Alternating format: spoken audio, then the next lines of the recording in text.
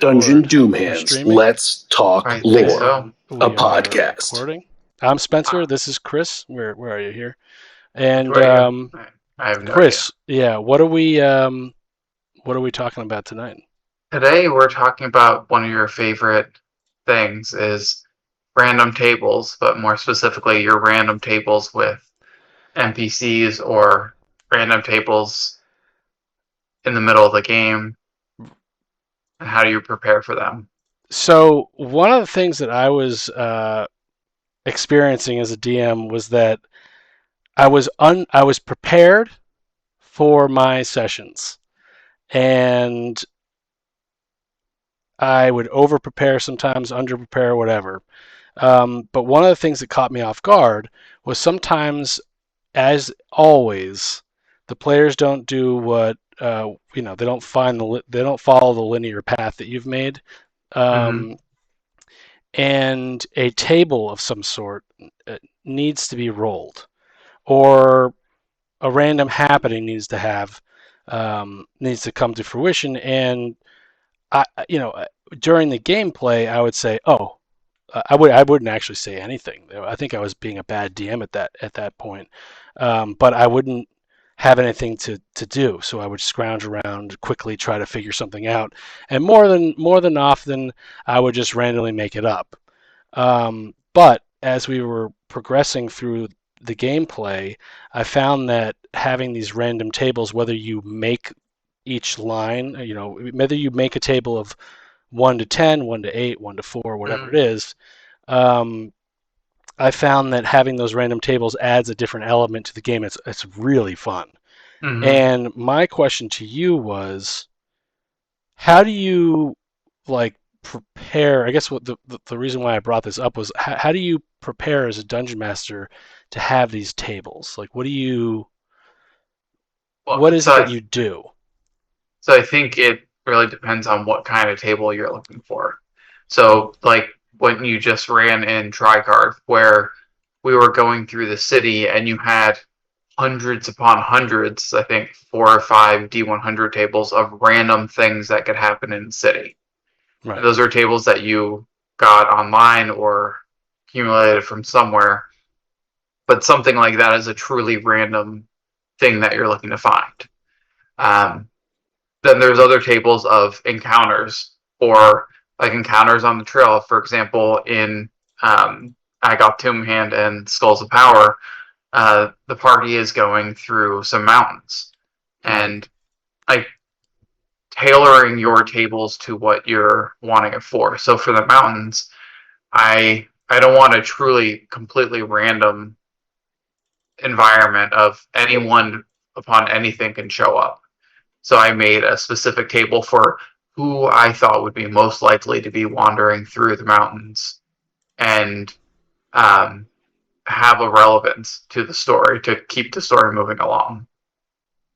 But I think it might just be the way I DM. I always throw an extra element of randomness on top of that. So you DM your or you prepare your tables sort of, so you have your storyline and you Mm-hmm. add random tables that will like, no matter what you roll, will help you progress, sort of. I think the best way I think about it, or I can explain how I think about it, is as I'm developing the session or the for this example we're talking about the Right. mountains, I'd have different little blocks of regions of for coming into the mountains. I wanted to have a little entrance block that was where the purple worm area was, and I wanted to have a transitional area, and that was where you guys discovered the giants and the lava tunnel, and then I wanted that to transition into a really random weird place. And so each one of those I had there's a random table that I developed for the entire mountain set would have various people from the local factions or type of encounters or unique creatures in the region. And so for each one of those, I would roll. I had you guys roll on the table um, to develop them. So I would fine tune like the random encounters for where you're going to be using them. So for like each element or each block in the story that you're progressing, I have a different little, not necessarily different, but scaled back version of one massive random table. Right. And then the so the way that I did it was we're having a technical difficulty. Here we go. The way that I did it was similar to you. I would I knew where there was an A and there's a B. Like I want you to get from Mm, A to B. I would instead of having tables, because the reason why I wanted to ask was because a lot of people use tables, and you can have an NPC table, a random item table, a random event table, a random whatever. mm-hmm. And I found that a little bit overwhelming to have in front of you, especially when you're trying to like live gameplay. Yeah. Uh, Like you even know, if you're at a table in front of everyone, oftentimes we don't have that much time throughout the week to all get together and sit down and play. So you want everything to be smooth, not have to run around, grab all your books. right. And I thought one of the things that I felt like was helpful was I had a random like in the forest and especially on the water, the open Mm-hmm. water, Act Five. Subscribers, roll high and subscribe. You can find our open water campaign. It's like a 9 segment episode act of our homebrew campaign that we're creating on YouTube. But when I was creating this thing, I decided, okay, instead of having like random tables, and I had my random tables for NPCs and stuff, but instead of having random tables, I would create a map with like, okay, there's going to be this batch of open water, and let me rephrase. The map I had, or restart. The map I had was north, south, east, west, and the island that you guys were trying to get to was, let's say, west over here. And it was a circular map, so it was cut up into pies. So the further you got out, there's another layer. Each one Mm-hmm. of those layers, and I numbered them and lettered them. So as a DM, in the way I prepared, I created a whole bunch of. I logged online, took a bunch of random events you could have on open water. I was like, okay, there's going to be an island here, and island here. I'll figure those islands out later. But as you traveled, the direction that you went in as a player would determine what random event you had. So you guys were running away from something. It wasn't the Kraken. It was something else, and you guys decided to go south because I think you were trying to get to land or whatever. And it turned out that like a hurricane came. Like that was the No, random. That it was the wasn't a hurricane. It was the whale. oh the whale. Yeah, the random whale too. Yeah. We Um, were a day away from getting to shore, finally evading the Kraken when a whale came and threw us the opposite direction in 3 days. right. I mean, it was hilarious, It but was perfect. I think that like your tables don't necessarily have to be tables. Is all I'm saying. The Well, yeah. idea of the table, the principle of the table, should be something that um, I think everyone should follow, and like the randomness of it. But you can, Mm-hmm. as a DM, sort of plot it out on a map, and as the players go left or right, or up or down, or they want to go through the door or up, climb the ladder, or whatever it is. Especially when you're in an open world campaign like we're doing, the random aspect of those tables sort of comes into place. I know the tables, and you know what? If it gets boring, you can sort of change it as you are God. DMs are gods. Um, You are but the god. I think that like the tables as a whole, I don't know. I don't know if you need every single one of them, but I do still find myself when I use my way of doing it, I do find myself stopping and needing to look something up or find something that I need. And my question to you was, what do you think? What do you think the tables that you should have in front of you as a DM? Like, let's say that there are three. You can't Right. have. I don't think you can have like more than three. Maybe more. Maybe less. I the baseline from everything that you're explaining to me is that added element of randomness into your game to whatever's happening.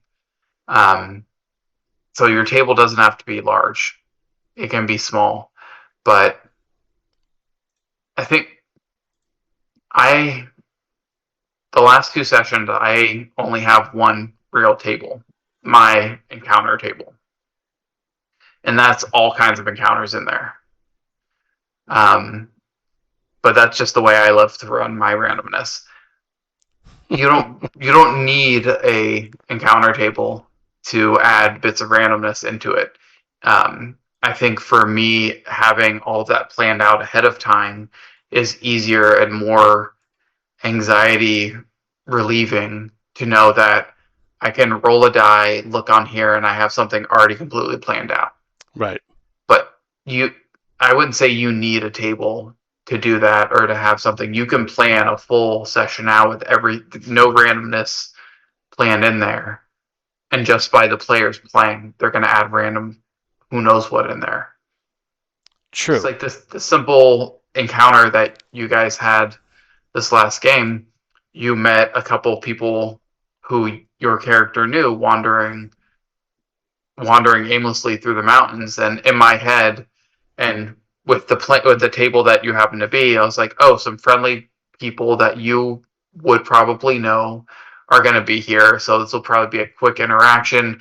You'll say hello, send them on their way, and they'll give you some directions or something.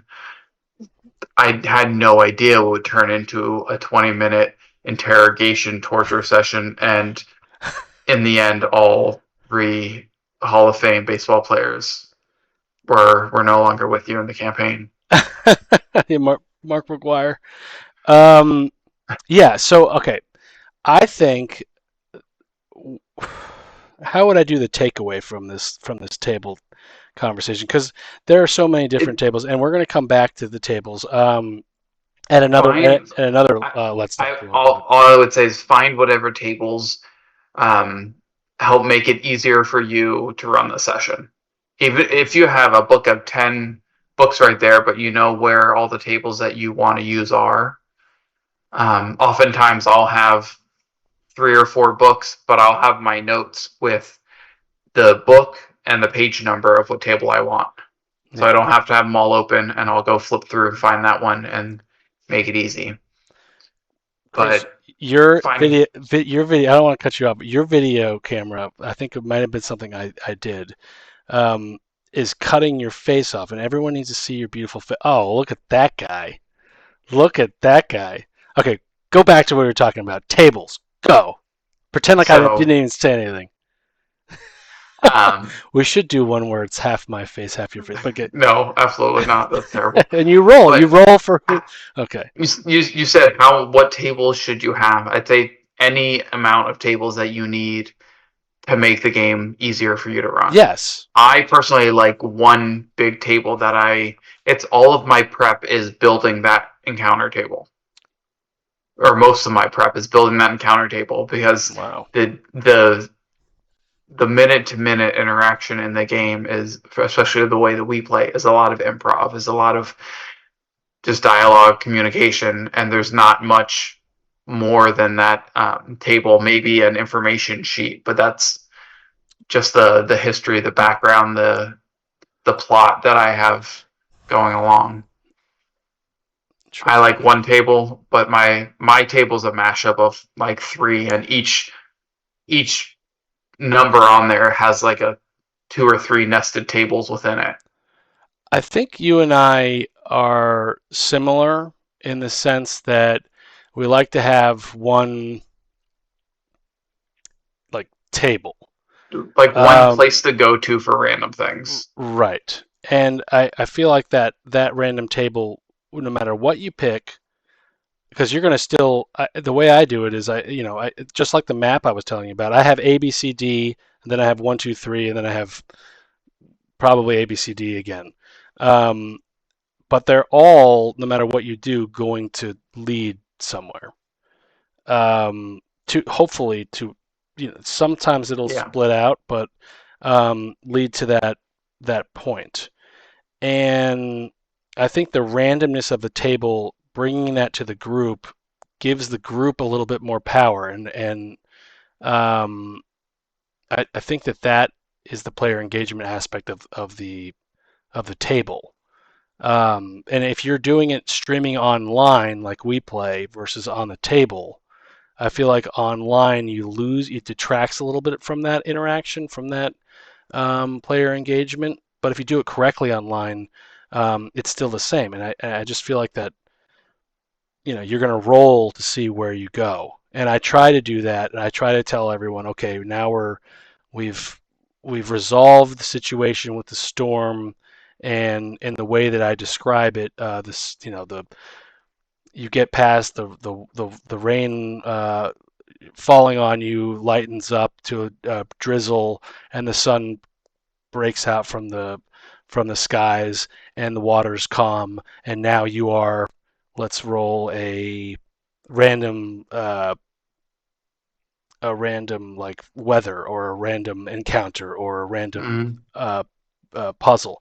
And I usually try to do it when I make my maps, not to get too caught up on my map, because I eventually have to give the map up. But Right. the maps always have like your puzzles, your traps, your encounters, and then your like weather or your environment. Environmental. Yeah. And then I roll a d4, and Hmm. that's what you get. And I think like, so those four things I just said, maybe instead I said three, but maybe those four things are all I need. Hmm. But that's in an open water thing. So like, if you're in a small little cave or a town, Yeah. it's different. Yeah. You can still have I say keep your environmental thing for sure, because that adds. And it also depends on if you're trying to tell the story, if you're just open Right. to just completely randomness happening. Then get that D100 table of random encounters and see some random fairies pop up in the Elemental Plane of Fire. Who Yeah. knows? I guess, would you say, to sum up the table? Oh, my favorite table was.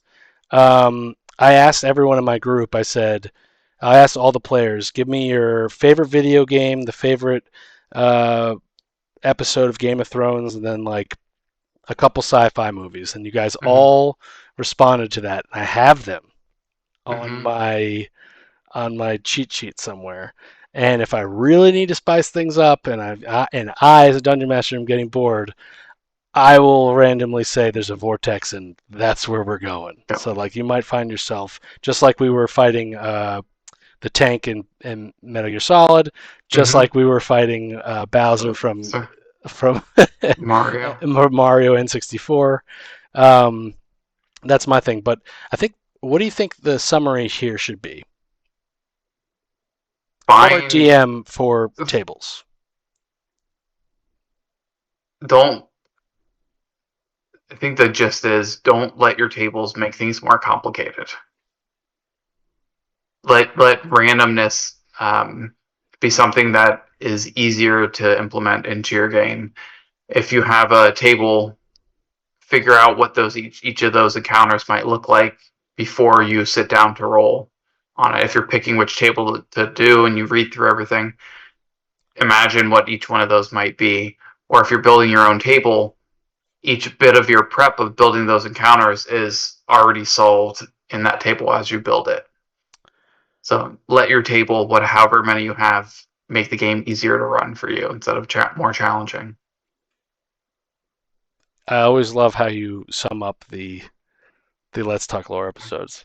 They're perfectly executed, because I try to sum them up, and then I ADHD tangent onto Mario video games and stuff. But yeah. I was close to tangenting a couple places there. Also, just to think about before we move on to our brief break and next topic, one thing that you don't need to do, I have noticed that when I play, I feel immense pressure from the group to have a response that has been planned, and it's not planned. So when you open something and I have to roll, and now there's an encounter, or it is completely random and I don't know, and so now we're going to go off a table. Um, Tell the group, give me a Hmm. second. As a human being, I have not prepared 100% of everything. As normal, I've prepared about 60 to 70% of the Dungeon Master preparation, which is all I think you really need. Give me a second to look this up and see where we're going, and pick a table or quickly look online, let the players talk, Hmm. and then do it. You don't have to have this anxiety because it is a game and you're a person and so are they. They'll chill out. They're waiting eagerly, and it's um, Something I love to do in those moments are, like you said, let everyone know, all right, I need a moment to figure this out, but then give them a prompt of encouraging role play in some way. Of, oh, player A, you notice something on player B's pants, or you notice that that's cool. they drop the weapon, and then let that role play out while you're figuring everything else out, and then That is really when cool. the moment's right, jump in with that encounter. And I think that's a perfect set for our next topic That's about how to hilarious. incorporate randomness into the story and not have it feel so random. Wow, you're gonna blow my mind in that next topic. But here's a prompt for everyone. While you're looking for the table that you need to choose from in order to get the perfect D20, the perfect 20 options, why don't you roll high and subscribe? There's a Mm-hmm. button right over there. Roll high. This is Rena. Rena rolled low during death saves and didn't get healed by his group. Don't be a Rena. Roll high and subscribe.